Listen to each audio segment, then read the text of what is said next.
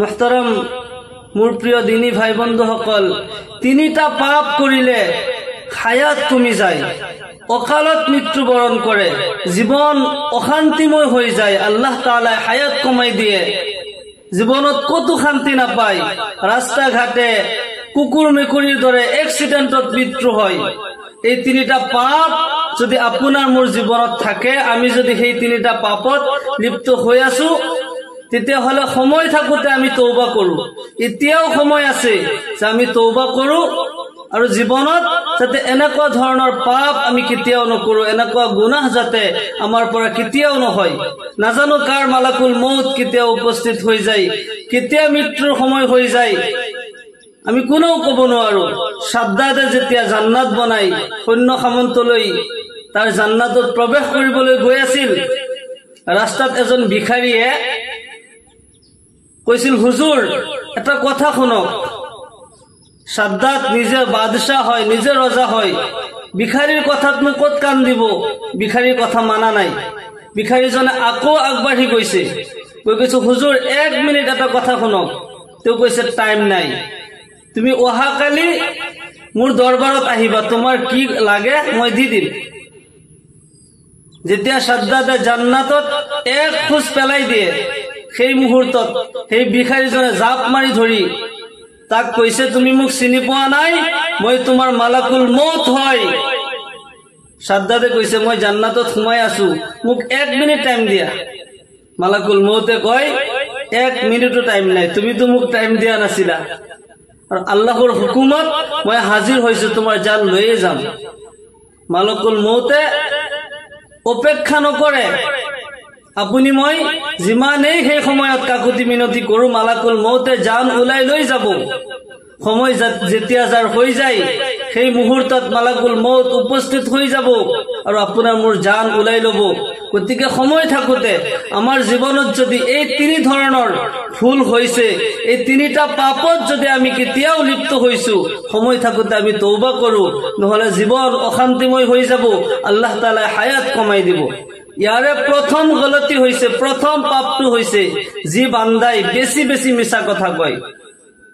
যি বান্দাই বহুত মিছা কথা কয়, মিছা কথাকে জীৱনৰ আটাইতকৈ ডাঙৰ হাতিয়াৰ বনাই লৈছে আৰু মিছা কথাৰ ওপৰতেই তেওঁ প্ৰতিষ্ঠিত হৈ আছে, আল্লাহ তাআলাই সেইজন বান্দাক ঘৃণ কৰে, তাৰ হায়াত কমাই দিয়ে। আল্লাহৰ ফেৰেশতাই লানত কৰে।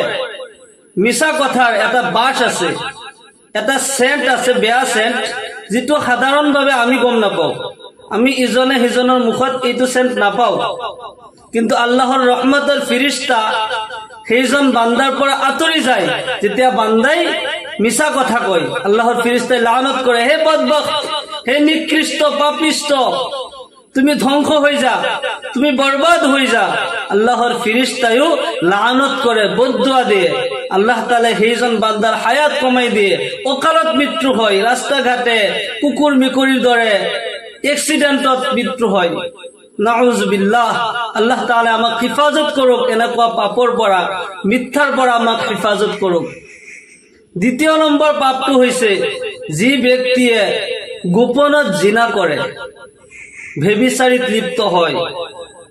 আল্লাহ ৰাব্বুল আলামিন কোৰআনে কাৰীমত কয়, ওয়ালা তাকৰাবুজ জিনা ইন্নাহু কানা ফাহিশা।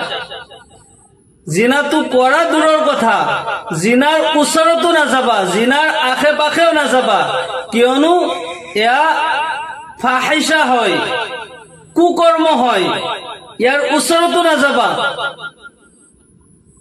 জিনা ইমানেই কুকৰ্ম, ইমানেই বেয়া আৰু ঘৃণনীয় কৰ্ম হয়, যাৰ সাজা দুনিয়াতো হয়, আখিৰাততো হয়। দুনিয়াত এইজন বান্দাৰ প্ৰথম কথাটো হৈছে যে এইজন বান্দা বা বান্দিৰ জীৱন অশান্তিময় হৈ যায়। আল্লাহ তাআলাই জীৱনত তাক অশান্তি দিয়ে, জীৱন তং কৰি দিয়ে, তাৰ হায়াত কমি যায়।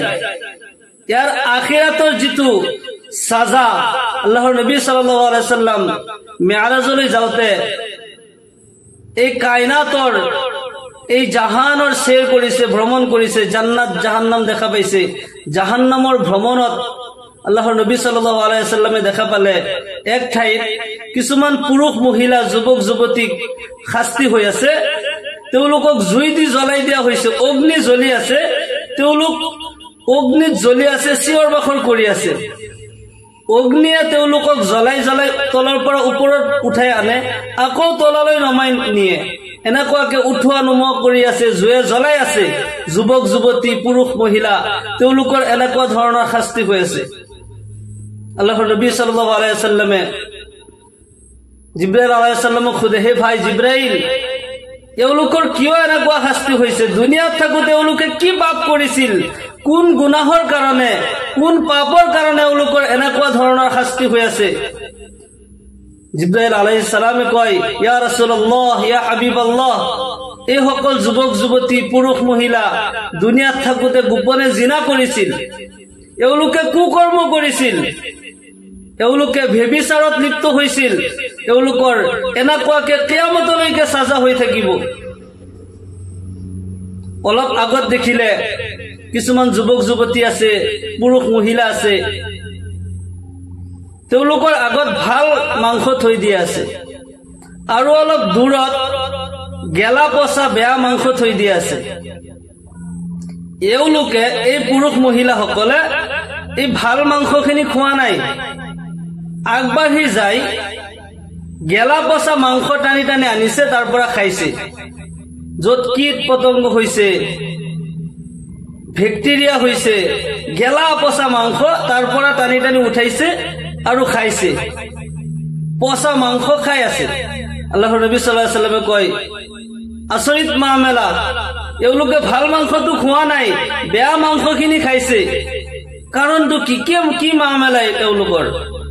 হযৰত জিবৰাইল আলাইহিস সালামে কয়, ইয়া ৰাসূলুল্লাহ, ইয়া হাবিবাল্লাহ, এওঁলোকৰ এনেকুৱা শাস্তি কিয়ামতলৈকে হৈ থাকিব, কিয়নো এওঁলোকে দুনিয়াত থাকোতে পৰকীয়া কৰিছিল।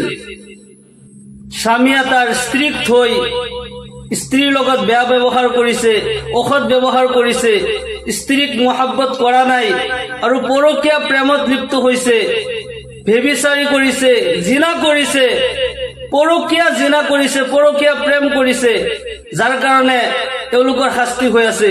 আৰু এই মহিলাসকলে নিজৰ স্বামীৰ লগত ভাল ব্যৱহাৰ কৰা নাই, স্বামীক মহব্বত কৰা নাই, স্বামীক টাইম দিয়া নাই, ফোন কৰিছে, বেলেগৰ লগত কথা পাতিছে, পৰকীয়া প্ৰেম কৰিছে, জিনা কৰিছে, ব্যভিচাৰীত লিপ্ত হৈছে, যাৰ কাৰণে এওঁলোকৰ আজি এনেকুৱা শাস্তি, কিয়ামতলৈকে এওঁলোকৰ এনেকুৱা শাস্তি হৈয়ে থাকিব।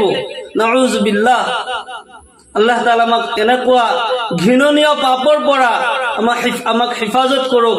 জীৱনত যদি কেতিয়াও এনেকুৱা ধৰণৰ ঘৃণনীয় পাপত যদি আমি লিপ্ত হৈছো, আল্লাহ তাআলাৰ ওচৰত সময় থাকোতে আমি তওবা কৰো। মোৰ দিন দৰদি ভাই বন্ধুসকল, এতিয়াও সময় আছে, হ'ব পাৰে মোৰ জীৱনৰ এয়াই শেষ মুহূৰ্ত, এতিয়াও মোৰ সময় থাকোতে মই তওবা কৰি লওঁ, আল্লাহ তাআলাৰ ওচৰত তওবা কৰো, আল্লাহ তাআলাই নিশ্চয় ক্ষমা কৰি দিব। সময় থাকোতে আমি তওবা কৰিব লাগিব। জীৱনত যদি হয়তো মোৰ জ্ঞান আছিল বা নাছিল, শয়তানৰ চক্ৰান্তত পৰিও যদি এনেকুৱা পাপত কেতিয়াবা লিপ্ত হৈছো, আল্লাহ তাআলা গফফাৰ হয়, আল্লাহ তাআলা বহুত দয়াবান হয়, আল্লাহ তাআলা ক্ষমাশীল হয়, আল্লাহ তাআলা নিশ্চয় ক্ষমা কৰি দিব। যে ভৱিষ্যতে যাতে মই এনেকুৱা ধৰণৰ পাপ নকৰো, আল্লাহ তাআলা যাতে শয়তানৰ চক্ৰান্তৰ পৰা হেফাজত কৰে, আল্লাহৰ ওচৰত এতিয়াও আমি যদি দোয়া কৰো, আল্লাহ তাআলা নিশ্চয় কবুল কৰিব আৰু গুনাহ মাফ কৰি দিব।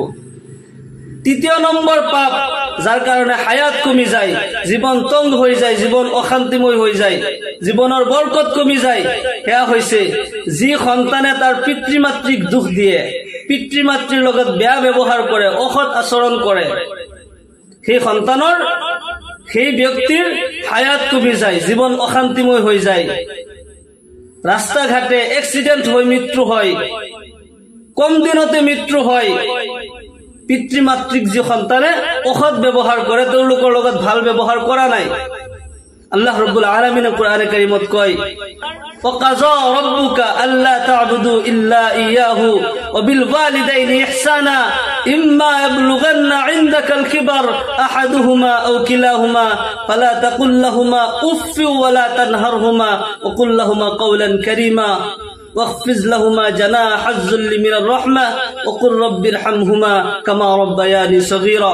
তোমালোকৰ প্ৰতিপালক আল্লাহ ৰব্বুল আলামিনে এইটো ফয়সালা কৰিছে যে আল্লাহৰ বাহিৰে অন্য কাৰো ইবাদত নকৰিবা, কিন্তু তোমালোকৰ পিতৃ মাতৃৰ লগত সৎ ব্যৱহাৰ কৰা, ভাল ব্যৱহাৰ কৰা। আল্লাহ তাআলাই নিজৰ ইবাদতৰ লগে লগে পিতৃ মাতৃৰ লগত ভাল ব্যৱহাৰ কৰাৰ হুকুম দিছে। কিয়নো এই পৃথিৱী যে আপুনি মই চাব পাৰিলো, মই যে ইমান ডাঙৰ দীঘল হলো, সেই পিতৃ মাতৃৰ জৰিয়তেইতো এই দুনিয়া মই দেখা পালো, ইমান ডাঙৰ দীঘল হলো। আল্লাহ ৰব্বুল আলামিনে পিতৃ মাতৃক সৎ ব্যৱহাৰ কৰাৰ কথা হুকুম দিছে। তেওঁলোকৰ দুইজন বা কোনোবা এজন যদি বৃদ্ধা অৱস্থাত হৈ যায়, বেছি বয়স হৈ যায়, তেওঁলোকৰ আগত উফ শব্দটো ব্যৱহাৰ নকৰিবা। তেওঁলোকৰ আগত নিজকে নতশিৰ কৰি তেওঁলোকৰ আগত নিজকে সৰু বনাই ৰাখিবা। ভদ্ৰতাৰ সৈতে তেওঁলোকৰ লগত ব্যৱহাৰ কৰিবা, ভাল ব্যৱহাৰ কৰিবা।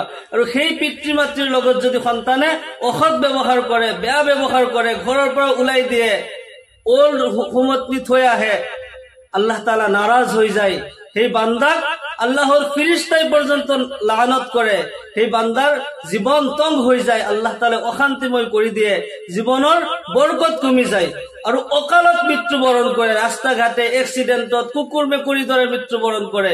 সেই মোৰ দিনী ভাই বন্ধুসকল, আমি যদি জীৱনত এই তিনিটা পাপত যদি লিপ্ত হৈছো, 1 নম্বৰ হৈছে মিছা কথা কোৱা, 2 নম্বৰ যদি জীৱনত কেতিয়াবা জিনা কৰিছো, জিনাহৰ কামত লিপ্ত হৈছো শয়তানৰ চক্ৰান্তত পৰি, 3 নম্বৰ যদি পিতৃ মাতৃক যদি নাৰাজ কৰিছো, তেওঁলোকৰ লগত যদি অসৎ ব্যৱহাৰ কৰিছো, এতিয়াও সময় থাকোতে আমি সংশোধন কৰো, আল্লাহৰ ওচৰত তওবা কৰো যে জীৱনত এনেকুৱা আৰু ভুল নকৰো।